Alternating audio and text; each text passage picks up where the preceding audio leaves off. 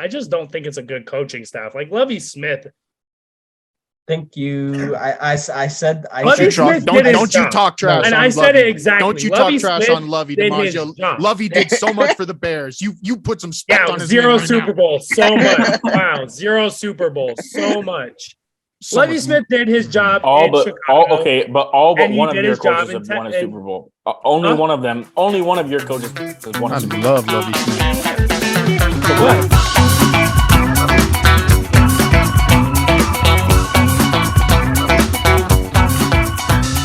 What is going on, ladies and gentlemen? Welcome back to the lunch table. I, of course, am Big Teist, joined by all the boys, Saya, Dimaj, Dilly, Bushy, Trev. We got a full barn. What's good, boys? What's good? What's good? Come on now. We back. All six of us back in action at full capacity, full power ahead. And that's a good thing because we have had another quite eventful 2 weeks of NFL football. Obviously, we missed last week. Happy belated Thanksgiving to all you viewers. But yeah, we got a lot to talk about. And I thought today would be a great time. You know, we're past the halfway point in the season. There's a lot of talk in the NFL world just about different things, different players, different teams. And so I've scoured the web, all of the corners of the NFL world to find some takes, some predictions, you may say. And we're going to go through them. And I want to know if you guys are buying or selling. So get your checkbooks ready because we're going to be doing some buying and selling today. I do All like right. me. All right. Now let's get into it. We're going to start with this one. Dilly, I'm excited to hear what you think about this one. I've been Okay, hit seeing me. a lot of people saying Sean Payton to Arizona. I've seen that rumor a lot. Obviously, we're all pretty sure that Cliff is done, but Sean Payton to Arizona has been heating up a little bit. Are we buying or selling this, boys? Oh, you already know you're taking my money for this one. I mean, you already know what Sean Payton did once to a 5'10" quarterback. I'm gonna buy that. You know? Selling. And I mean, It's a poverty franchise, bro. It's just they've never what do been you mean? good. What do you mean? They've never. Look at our I offense. think How's Sean our offense Payton's that gonna poverty? come back where he's only gonna go to a franchise where he can see himself winning now. I still think Cardinals are in a rebuild state because they don't have a lot of cap space and they just paid Kyler Murray a shit ton of money. The O-line's still horrendous. The DBs are not good besides Buddha. I mean, Byron Murphy's been solid, but he's also been injury prone. I mean, all of that, what you're explaining, pushes their win now agenda, though, because they don't have money, because they don't have draft capital. No, they're in They've win now gotta mode, win. but they're not a win now team. Is the problem? I mean, Yeah, but our O-line's good when all healthy. And I still don't believe in Kyler Murray. Your O-line is not good. Your O-line is atrocious. Yeah, because we have all but one offensive lineman who are backups, and three of them are third stringers. So get better linemen, which you can't do because you can't pay them. Yeah. I mean, I'm also selling because I think if Sean Payton does come back out of retirement, I do think he would want to go to a better situation than Arizona. Arizona's not the most welcoming destination, although they have some great pieces in Kyler Murray and D-Hop. The defense isn't star-studded as you'd probably hope from a win-now contender. I'm going to have to buy it, honestly. I get what y'all are saying, but I don't think there's that many great situations in the NFL right now who are also looking for a head coach. I think the Cardinals are as close as you're going to get to that without going into like a total rebuild team like the Panthers or the, you know. I think personally, don't say it. Don't you dare say it. The Texans? Oh, I thought you were going to say the Bears, and I was going to get Oh, on your fuck head. no. I think the Bears are in a good spot with their coaching and their GM and the money draft picks. We can get into that in another conversation. But the Texans are interesting because they have a lot of young pieces to build around if they get a quarterback with the number 1 pick, which they probably will. So you put Bryce Young in a situation. They have a decent amount of cap space. I think they're like top 5 next year. Yeah, And They have a lot of potential. They had a top pass defense before injuries. There's a lot of potential with that team. Yes, they are definitely not a win now team compared to the Cardinals, but I think after one off season, they could have better potential. I don't think so. I That's gotta a say stretch. that They have a better offensive line. That word potential is the biggest facade in the world of sports. You either got Ifs it or and you buts were don't. candies and nuts, we'd all be fat. Sean Payton has done more with less. And I feel like you get a rookie quarterback with the pedigree of Bryce Young, because I still think Bryce Young is the number 1 quarterback in the draft next year easily. I'm not a believer in CJ Stroud. No offense. I'm not a believer in any of them. He's not. But- CJ Stroud is not him. He's stat pads. Exactly. But Bryce Young, you pair him with Brandon Cooks. I know he wanted out, but if you get a new coaching staff and somebody that actually makes him believe that you could win, you have Damian Pierce, a decent, honestly, not even a decent O-line. It's a good O-line.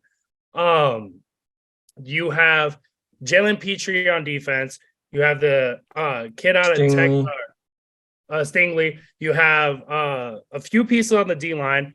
And you also have 2 first-round picks. It's not like you're just getting Bryce Young. The Browns haven't been good either this season. We'll see what happens with Deshaun Watson. But they potentially could have 2 top 10 picks. Yeah. And there is plenty of defensive players in this draft. So, I don't know. I feel like, yeah, they're not a win-now team. But I feel like, and you guys can talk about potential being what it is, but I could see Sean Payton going to a team like the Texans that look really bad right now, but I don't blame it fully on the players because 1, they're young, and 2, I just don't think it's a good coaching staff. Like Lovie Smith. Thank you. I said Lovie Smith did his don't you job. talk trash. And on I said Lovie. it exactly. Don't you Lovie talk trash Smith on Lovie did his DiMaggio. job. Lovie did so much for the Bears. You put some respect on his 0 name right Super now. Bowl, so much. Wow, 0 Super Bowl, so much. So Lovie much- Smith did his job All in but Chicago. all but and he one of did your his job coaches in has won a te- Super Bowl. Only Huh? one of them. Only one of your coaches has won a I Super Bowl. love Lovie Smith. Yeah, So come but on. Lovie Love Smith. Lovie. Lovie Smith did his job. They got him the number 1 pick, which was basically what they were trying to do, and got a team where you see all these players that really can be good. Derek Stingley, only rookie cornerback to not give up a touchdown this season. Mm. I mean, there is a lot of potential with this team. So I don't know. All right. Well, all right. We're not done buying and selling yet. Keep those checkbooks handy. Let's move on to the next one. As of right now, if the season were to end today, the NFC East would have all 4 members in the playoffs. So Are we buying or selling that come end of the season, they're sending 4 teams? I am buying it. I'm buying it I'm too. selling it. I'm Looking selling at it. the I'm landscape selling it. of the NFC, Sorry, are you selling that because the Falcons? Huh? Are you selling that because the Falcons? You think the Falcons are going to stay In in? the swoop in. In the sweepstakes. No, definitely not. I definitely don't think we're actually going to make the playoffs. If we couldn't beat Washington, I think Washington was the prove it, like if we're ready for playoffs or not. Clearly we couldn't beat Washington last week, but even then, I still don't think Washington is going to end up making the playoffs. I think their defense is gonna take them there, is going to take them just to like a game short, but ultimately not having a quarterback is going to be the downfall. oh, they got a quarterback. It's He's funny the enough GOAT. you say that I think he's the because GOAT. if there's one team from the NFC East I don't see making it, it's the Giants. Mhm. The Giants do have a very tough schedule. Philly twice, Washington twice, Minnesota, and then they got Yeah. Indy, which should be. But the problem is in saying that they're not all going to make it is 1, all those teams are 7-5 and better. Mhm. And Washington, let's say they split a game with the Giants because they probably will. That's both 2 8-win teams. The Cowboys are probably going to have double-digit wins. Eagles already have double-digit wins. The Giants probably will finish with 10 wins on the season, maybe, probably 9. Washington genuinely could finish with 10. I'm looking at the Giants, but the Washington has 1 second. They have at New York at New York. Then they have San Fran, Cleveland, and Dallas. They split one with the Giants. I think they beat Cleveland. San Fran is going to be a very crucial game. San Fran? Yeah. I believe in their defense, and as good as all those offensive weapons are, Christian McCaffrey dealing with knee soreness, Eli Mitchell just went down for the rest of the season, basically. And I'm still not a believer in Jimmy G. And with a defense that's surging right now, like the Washington's defense is, And about to add Chase Young back into the mix. that's what I'm saying. Mhm. So I don't think you have to be a believer in Jimmy G anymore. Jimmy G, he gets it done. He's a much better quarterback than Taylor Heineke. that's the He's a issue winner. I have, though, because Heineke- everybody's talking about how Jimmy G finds ways to win. Jimmy G's a winner. Taylor Heineke finds ways to win. Dude is No matter crafty. how shitty He's he sneaky. plays, The he defense wins. finds ways to win. And just like the Niners do, the defense finds ways to win. The running game finds ways to win. Jimmy G himself does not find ways to win. He is constantly the reason why the Niners lose games. Yeah. Constantly. Yeah, if I'm just looking at like the current state of the NFC, nobody from the North except for the winner is going to get in. The Vikings are too far ahead, and everybody else has too many losses. Nobody from the South except for the winner, I think, is going to get in because whoever wins the South is probably going to be very close to 500, if not like below 500, with just how Yeah. across the board subpar that whole division is. And then you look at the West, it's either the Niners or the Seahawks. Whoever wins that is getting in, and the other team out of those two is going to be fighting with the entire East. I just that Niners Commanders game is going to be super crucial for the playoffs. It really is. And I don't know, personally, I like the Seahawks better than the Giants and Commanders to make I like the playoffs. Seahawks too, but their defense is just so shaky. I like the Seahawks better than I like the Giants, but I like the Commanders more than I like the Seahawks. Look the at who's Commanders leading are the gonna make Commanders. playoffs. Let's not forget that Ron Rivera is their coach. I mean, Ron Rivera is a super seasoned head coach who has taken a team to the Super Bowl before. I mean, if there's anybody who has like the best leader going into this, I would say it's either out of that division, it's either the Commanders or the Cowboys, because I love Sirianni and Dable, but they're both super green head coaches and unproven in the playoffs, unlike McCarthy and Rivera. So advantage to Washington and Dallas in terms of that regard. But yeah, I'm buying it though. All 4 teams. I don't know how many times that's happened in NFL history, if ever, but they're going to do it. Okay, well, quick last thing I'll say. I think the Seahawks are going to end up taking that last wild card spot because that's fair. Because they still have yet to play the Rams. They play the Rams twice. They play the Panthers. They play the Niners. They play the Chiefs, and they play the Jets. Playing the Rams with at least this week, who are slated to miss Aaron Donald, Matthew Stafford, Noteboom, Ashawn Robinson. They're practically missing every all the top 10 most played players on the Rams, besides like Jalen Ramsey. So there's no reason for the Rams to even win, which would give the Seahawks 2 wins, essentially. Yeah. And then they have to battle with the Niners. The funniest thing is, I'm looking at it. Carolina might be the funniest team they play because that is probably the most sketch game I have. Carolina's so unpredictable. I think the Chiefs, they lose. The Rams, they beat twice. Jets is a toss-up, but I'm going to give it to the Jets, honestly. With Mike White, I'm feeling more confident about that team. Yeah. And San Fran, I think they lose to again. But Carolina, I don't know who the fuck's going to win. Not because I don't think Seahawks aren't good, but because Carolina likes to show up in the most random moments this season. Yeah. So, and they kind of got a sneaky good defense too. No, yeah, Carolina. The defense isn't even sneaky. It's a good defense. Carolina is capable of spoiling anybody's picnic on any day. You have Jeremy Chin, you have JC Horn, like both just those two alone are games. Defensive line. Derek Brown is quietly having his best year of his career. Guy or whatever. if he was playing on a better team, we'd be talking about him like a top 5 defensive tackle. Yeah. All right. Let's move on to the next one here. DiMaggio, you mentioned the team and the player briefly. The Jets, for the second time in 2 years, have benched Zach Wilson in favor of the, I believe, undrafted. If he was drafted, he was like super late though. Mike White, Iron Mike White. They were chanting his name in the locker room. Now, obviously, he comes out, balls out this last week in the rain, picks up a huge win, throws for over 300 yards, 3 tuds. Are you buying or selling the Jets committing to Mike White as the quarterback of the future? I'm buying.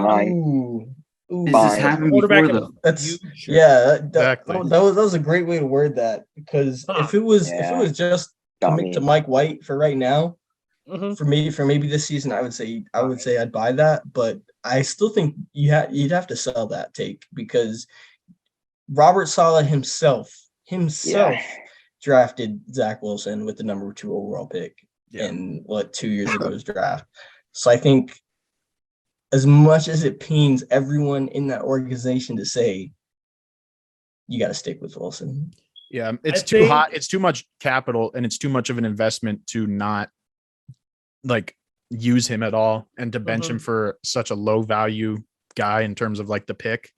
But you could it really, like, I'm gonna sell the take, and not because of the capital they use on Zach Wilson, but because of a similar argument that I was having with actually Harvey about Geno Smith.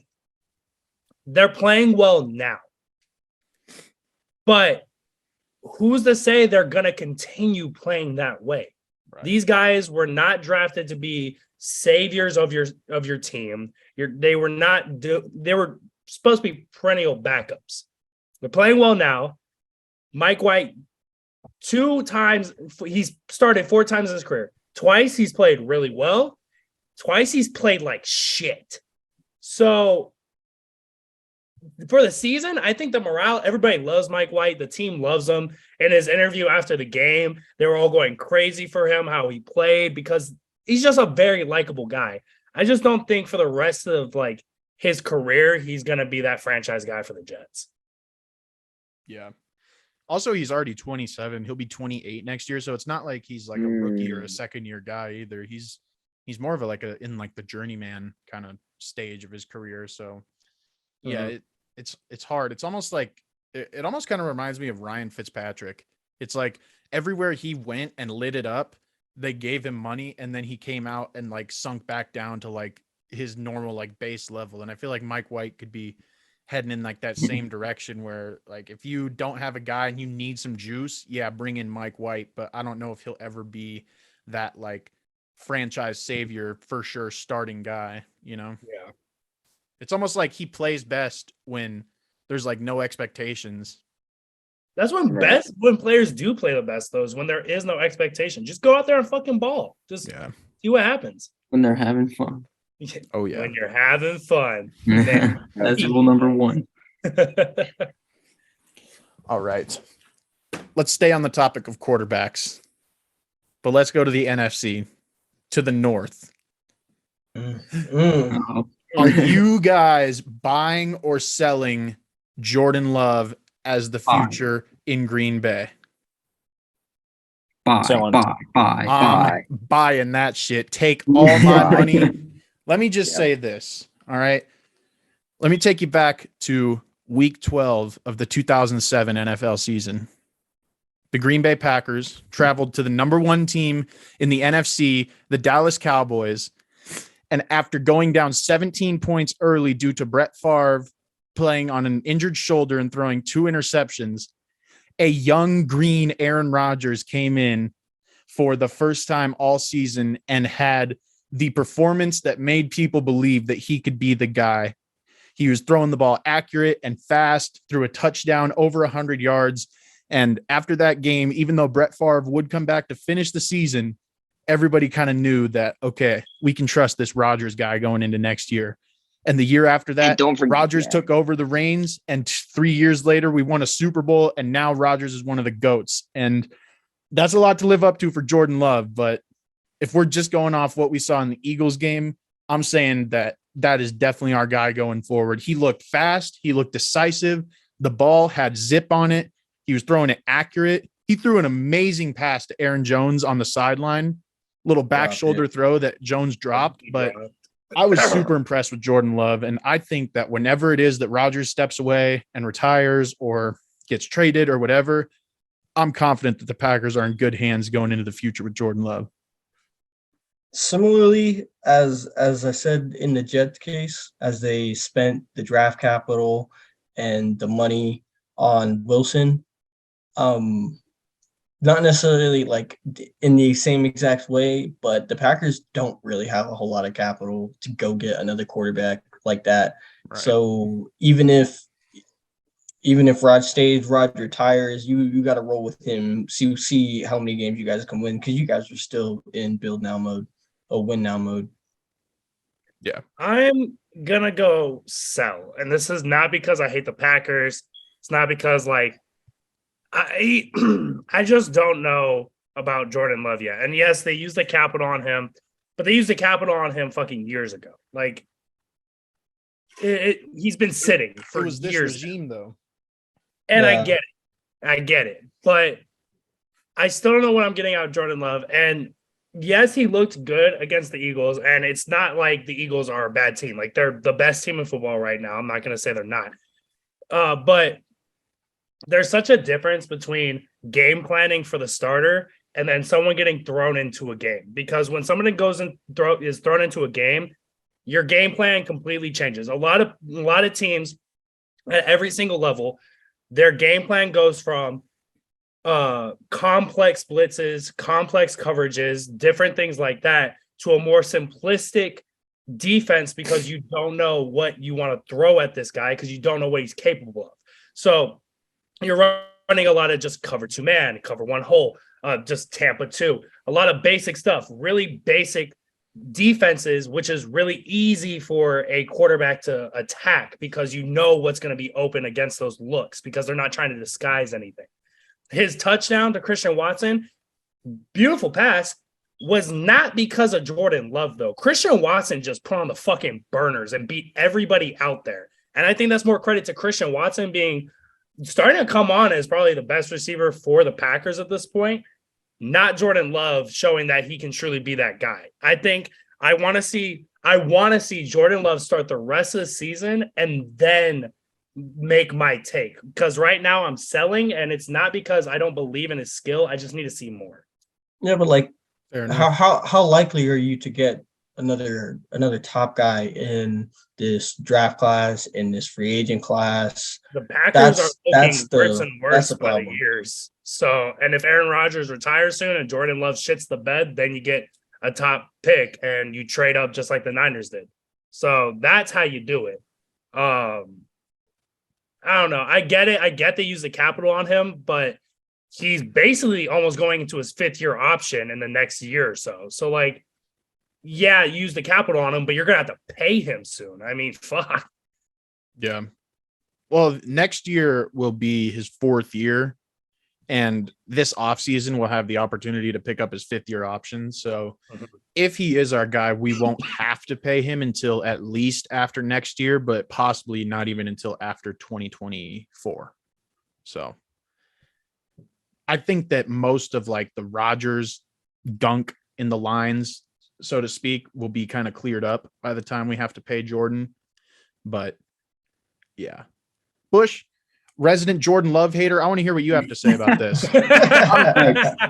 I'm not a Jordan Love hater. It's just like DiMaggio said, it was like a good pass, but it's just like it wasn't spectacular because you were like going off in the group chat about it. Like, I think genuinely anybody who could throw a football 25 yards could make that throw. That's what I'm just saying. I think anybody in the NFL could make that throw, even if you're a 1st stringer or a 4th stringer. It doesn't matter. The throw to Watson, sure, but Jordan Love did throw some great balls. Oh no, I'm not gonna discount that. I mean, he played good. I've never said that he played bad. It's just when you guys were like hyping that 1 touchdown pass up, I was just like, well, fuck, I could make that throw. I mean, hey, you got to do what you got to do. Just like DiMaggio, I'm also going to sell that. I think that I need to see more of him.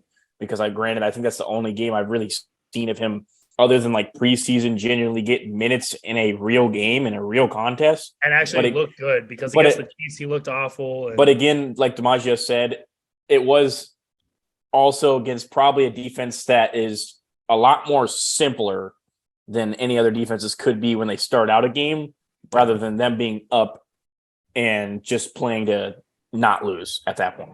Yeah, that's true. Christian Moss looked really good. Christian Watson looked really good in that game. I will say though, if we're gonna talk about buying or selling Christian Watson, I loved him before the draft, and he's starting to prove me right again. And I'm really excited for his career to take off. Hey, all I'm saying is if the Packers can take Michael Mayer in this draft, Watson, Dobbs, Mayer, and Jones surrounding Jordan Love, that's a hell of a good supporting cast. That would be enough to make him. He'd have to prove it at that point. Yeah, definitely. All right, we got one more, boys. I would say this might be the biggest surprise of the season to me is how fucking terrible the Rams are. Worst Super Bowl hangover I have ever seen from a team. Obviously, after the Super Bowl, there was some talk about Aaron Donald possibly retiring, Sean McVay possibly retiring. He's obviously got the TV deal waiting for him whenever he's done coaching. Matt Stafford is getting up there. His wife, Kelly Stafford, has been very vocal about how, she doesn't love all the hits he takes. And looking at where the Rams are this year, how little draft capital and hope for the future they have, are you buying or selling that this is Stafford, Donald, and McVay's final year in the NFL? I'm going to sell that. Granted, just because of the fact that, McVay's still young. He's still probably got at least another season in him. I will admit that Matthew Stafford probably one of, if not his last year. I think Donald was just kind of saying that just because of the fact that I don't know, maybe he just wanted to win so fucking bad that he was just saying some shit. I don't know. But just like you're saying, one of the worst cases of Super Bowl hangover we've ever seen. And it's just a prime example of literally just a bot Super Bowl rather than a earned Super Bowl. Like in the NBA, you can kind of get away with, buying a super team, if you will, and getting away with it for 1 to 2 years, maybe 3 years max. Mm-hmm. But obviously all the ones that we've seen been bought, you see them now, they're not existing anymore. Yeah. In the NFL, you can't really do that. It's a lot more physical game. People get hurt. People get tired of the game faster. People get, their bodies just don't work the same way. Their minds not be working the same way. And considering they were expected to be a great team again, when you end up in the negative part of a win category, all morale goes out the window and everything goes to shit. So granted, they're not winning already with all the speculation of possibly people retiring on top of just losing games that they should obviously win. Yeah. It's just basically just a downward spiral into a trash can at that point. Yeah. I'm gonna sell that take. I don't think any three of them retire after the season. One, because Aaron Donald just got a new contract restructured this last offseason. And if he were to retire this year before even year 2 in that deal, he's missing out on about like $45 million. So to get that money, he's got to play. I'm looking at it now. He's only going to get about $14 million this second year, and then he'll get $30 million both on the 4th day of the new seasons as they come. And I think after that contract, Aaron Donald will retire, and then we can see McVay and Stafford then all split ways. I'm selling it not because I can't see Matthew Stafford could definitely retire this year. Could definitely see it. He's been dealing with tendonitis in his elbow. He's been dealing with just a lot of injuries. His wife. There's a lot to go into that. Aaron Donald, I can see. And I get the contract point, but I also he has money. It's not like he needs to make a few more million. Like he has the sponsorships. Most players make a majority of their money off of sponsorships as it is. So the one that I am the reason I'm selling is because of McVay. I don't see a coach that's not even 40 yet leaving the NFL. Like that does not make sense to me. He has so much potential to continue being an amazing coach, which he already is. I know they're underperforming like a motherfucker this year, but he's still a wonderful coach. I mean, his schemes, schematically, he is one of the most intelligent coaches out there. And he has only the potential to go up from there. So for the simple fact of I don't see Sean McVay retiring, I'm going to have to sell. That's interesting because I'm going to sell it too, because I guess just the way I worded it was all three of them. And I guess I don't see all three of them retiring. But of all of those guys, I see McVay being the most likely to be done after this year. Because he was so close to retiring after that Super Bowl, and he decided not to, with this mindset of like, no, we're going to run it back. We're going to go get one more. And just think of how deflating and like just like not optimistic he's got to be right now after, going into this season thinking, yeah, let's run it back. Let's go get another one. And you're one of the 5 worst teams in the league this year, and you don't even have that draft pick. I mean, it's a very grim and like hopeless situation in LA for anybody who's like tied to there for a long time. It just like, it's very hard to see how they get back to winning football. And for McVay, he's got this TV deal waiting for him whenever he's done to go make even more than he's making now doing that. Why wouldn't he do that? There's a lot of coaches who do that. They coach for a while, they retire, they go have a TV career, and then maybe they come back to coaching. Like I know John Gruden did that. Dick Vermeil did that.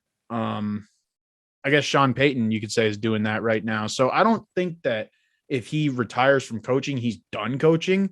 I just don't think that like every coach is a guy who wants to be a lifetime coach and commit to that for the rest of their life, especially when there's so many other options on the table for him. But I think he's done with the Rams. He's just so young. Like he has not been a head coach in the NFL for long at all. Why would he's so young, and that's why he's such an asset to these networks. A super cerebral, well-spoken head coach who's still like in the prime of his life and can still be like super engaging and like energetic on TV. I mean, if I was a network like executive, that's who I would want. I don't want like Coach Jimmy Johnson, who's about to be 80 years old, compared to like, a Coach McVay if I'm looking for a guy to put on my panel. But yeah. And then for Stafford, I think he's probably done too. Donald, who knows? Because it's not like those are the only 3 huge pieces on that team too. You got to wonder what's going to happen to Jalen Ramsey and all of these really high value guys. I would. There's no way that this same core is going to be able to get back to the Super Bowl. So why hang on to any of them? Aaron Donald, not a Ram anymore. Yeah, that would be crazy. LA would burn for that. Yeah. All right. Well, that was good. We all spent a little money, huh? We all bought some things, sold some things. Before we wrap this one up today, let's stick with the NFL. You know that we love to play some games around here at Lunch Table, and I got a new game for us. It's One's Gotta Go. I'm going to present you guys some names. You tell me which one is hitting the road. All right? All right. Hit the road, Jack. Now, all of these guys in their prime, just, overall career resume type thing, not just like a one season thing. All right. Okay. Let's start in the secondary.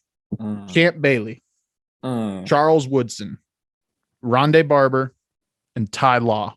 One's gotta go.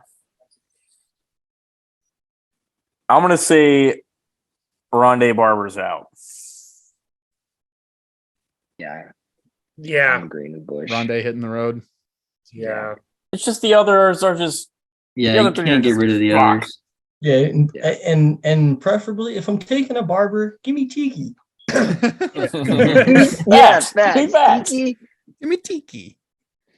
It's y'all remember those children books that the Barber brothers wrote? Those were fire. Yeah. It's just the other guys are just they're just him. Yeah, I don't know. This is a little biased, but I say Ty Law's got to go. I love Ty If it Law, was but I'm one a of the huge Rondé two, Barber guy. it was literally just one of the two. Yeah, it was Tyler one or of the Ronnie two. Barber. Yeah. The other few are just Ty Law was levels goaded. ahead of the others. I mean, this is a little bias for me there, but Ty Law was goaded. Yeah.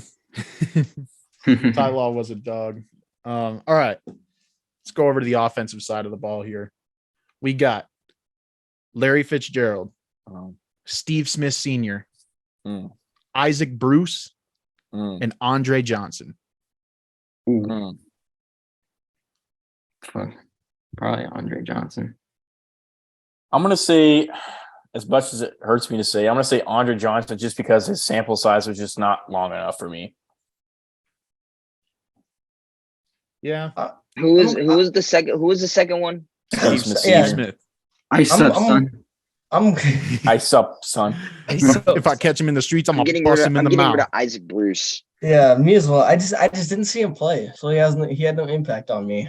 Yeah. I'm gonna Even though he was a part of the greatest show on turf. I'm probably gonna have the most controversial pick here. Let's go see. No. Oh I no! swear to Don't God. do it! Don't do it! I'm gonna say Larry Fitz. Yeah. Okay, You can't do that. I'll be No, that honest, makes that's no fine. sense. I'll be Listen, honest, that's as- fine. Do that. Best That's hands. fine. As I get older, the more I realize Larry Fitz was never like this elite talent. He has always been very good in his career. He's always been very consistent in his career. But the peaks of every one of those football players that you just mentioned, I would instantly take over Larry Fitzgerald. Honest. Instantly. Honest. So, yes, like Larry Fitz has like a track record of having like these top 5 stats, but he played a lot longer than those guys. He never had the peaks. And honestly, some of his floors were lower than those guys. So, Honest. I'm not like, I used to say Larry Fitz was a top 5 guy all the time. Like, he's really not, though. Like, he's genuinely No, just I a get very it. good receiver over his career. I He's like the Frank Gore of receivers to me. As That's- the that's numbers, a he's super very valid comparison. consistent. That's but honest, though. Never was elite.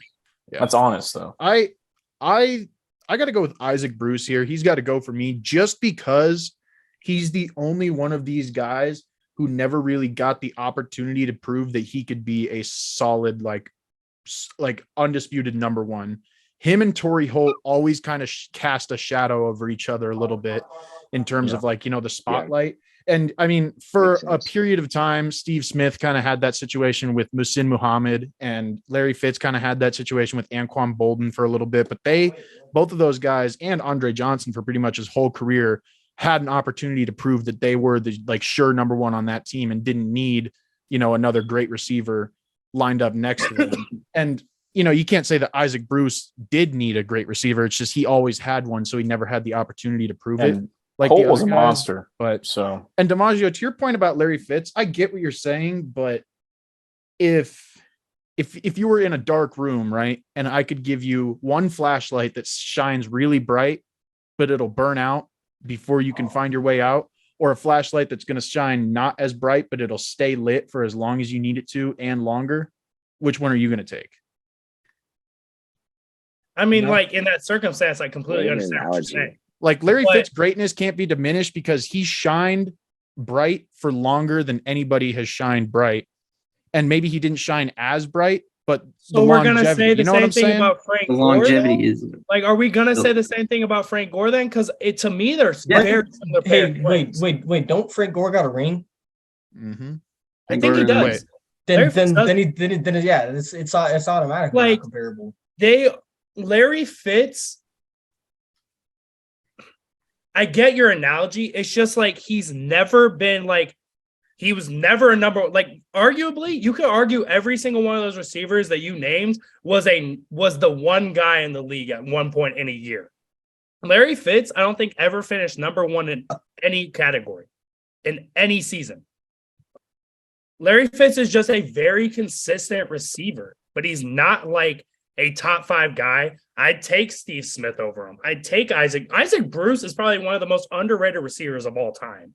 Like, I get you play with Torrey Holt, but he was a lot better than Torrey Holt. Like, I'm sorry, he was. Larry Fitz led the and- league in receptions twice and yards once. But I get what you're saying. And touchdowns once. So, I mean, never like all of those in the same year, though. Yeah, and that's I don't know. I feel like He led in yards in 2008. I would say in 2008, I would have had, well, Who who would you say is the best receiver in 2008? Because I think that's predating Calvin a little bit. That would have been Calvin's like first or second year. That's still Julio, AB. Julio and AB were not in the league in 08. 2008. they weren't? No. That's like Heinz Ward. Heinz Oh. Ward, yeah. Who was a Steve dog? Smith. Heinz Ward. Steve Andre Smith was a yeah, dog. Steve Smith. Andre Johnson. I think that for a short period of time, you could say Larry Andre Fitz is the best. Johnson. Andre Johnson that year. Let's compare Had their stats. Real 100 quick, Dan. more receiving yards, had 20 more receptions in 2008. in 2008. I'm looking at it right now. 2008 NFL receiving stats. Larry had 96 for 14, 31, and 12 touchdowns. Andre Johnson had 115 receptions for 1575 yards, and if it ever loads, I'll see what he had for touchdowns. I mean, going by catches. I mean, but and yards, 100 more yards and that many more catches is You want to talk about somebody that just fed off of receptions, though? That's literally Larry Fitz's career, is just feeding off of the amount of receptions he had. That's his career. wow. That's true. I was just saying. So, like, I get your argument, but Larry Fitz just consistently caught balls. He was never No, like yeah, no, it the makes most sense. explosive receiver. He was never like he was a guy that was just a pure possession receiver. Like, Yeah. Right. All right. We got two more. That one seemed to strike a chord. All Yeah, right. We all got two people more. from Arizona. Going so- That back was to a the good one. defensive That side was of the a good ball. We got Lance Briggs, Beast. Navarro Bowman, Beast. London Fletcher, and Zach Thomas. Briggs has got to go. Really? Really? You're saying that? Bears fan. I think Briggs That's the has to last go. thing I thought to watch. That's Wow. And like, That's out of left field. crazy. yeah, no, I'm thinking about it. Like, I'm not looking at the resumes like right now. I think easily Navarro Bowman's better. He has more Beast. first team all pros. He was honestly, you could argue, one of the best linebackers in the league at one point.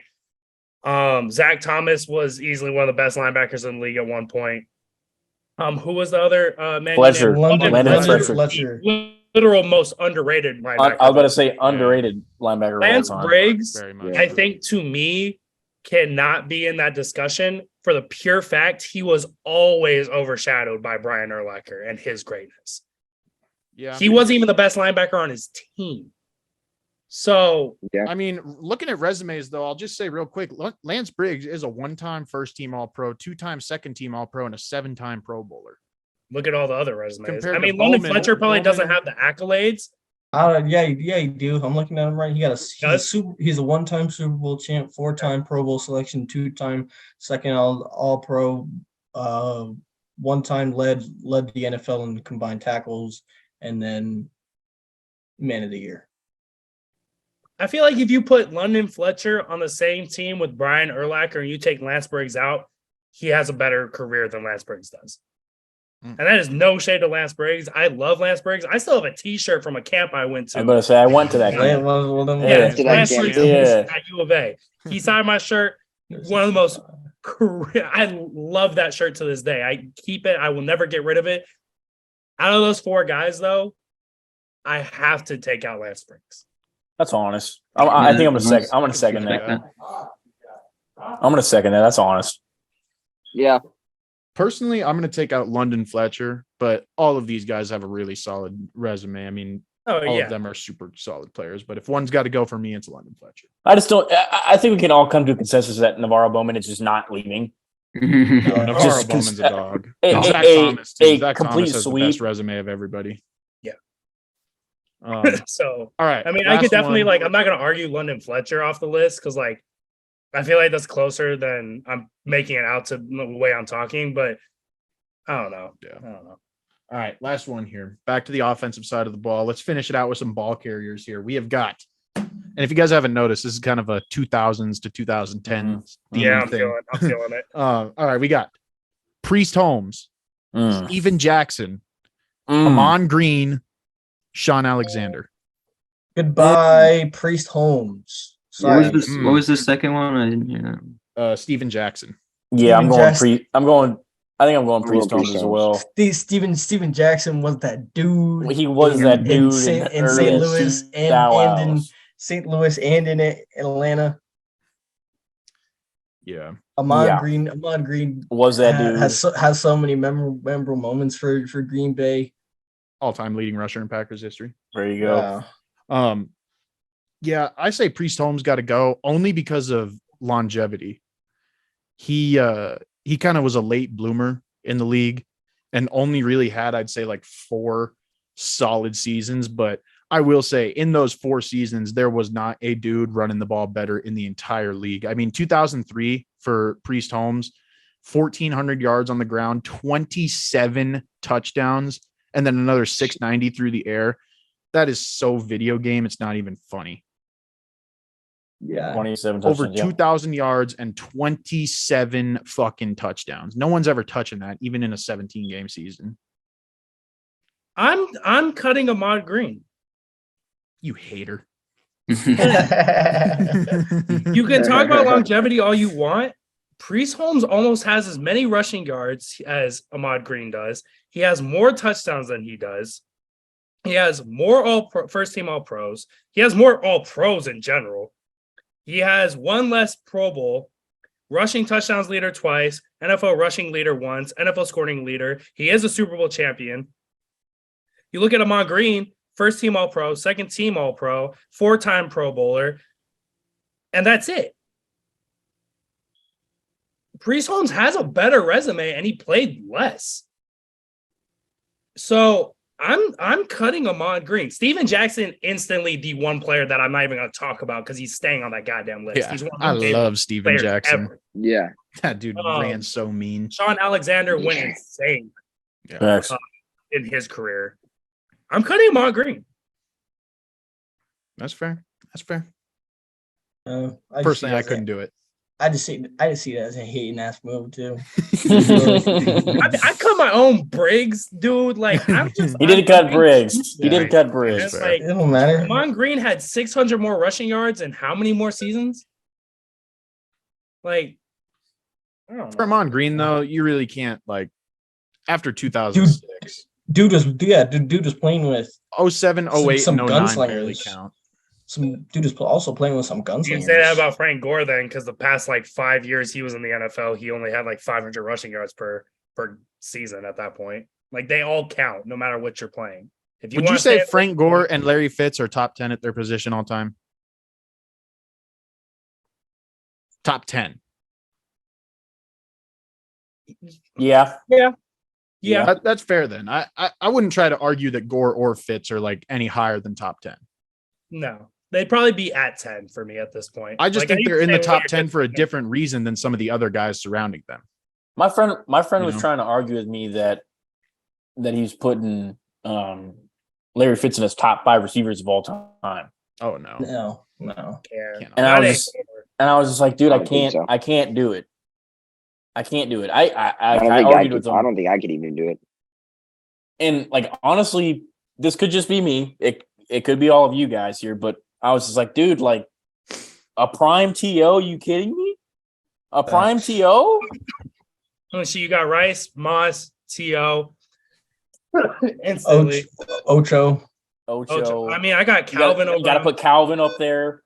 Gotta put Prime Julio over Fitz. Yeah, Julio. I'd put Prime Yep. Julio over. I'd put Prime I put AB Prime over AB Fitz. over Prime him. AB. Yeah. Yep. Yeah. Disgusting. Yeah. It's disgusting, but it's the truth. It's tough with Fitz. I mean, Yeah, it is. They're just different I players. kind of They're wish all the different same receivers. energy. I kind of wish people would keep the same energy when they're talking about Tom Brady, though, because is he not just the quarterback version of Gore and Fitz? I hate Tom Brady. You know what I'm In a saying? way, but like Tom Brady, you could easily tell he was like the best quarterback in football in multiple years. It wasn't like because Larry Fitz arguably was like never the top receiver in football any of the years he played. Yeah. Frank Gore arguably was never the top running back in all the years he played. Tom Brady arguably is the best quarterback in multiple years he's played. Do I still think he's the best quarterback of all time? Fuck no. But that's a discussion for another day. Fuck no.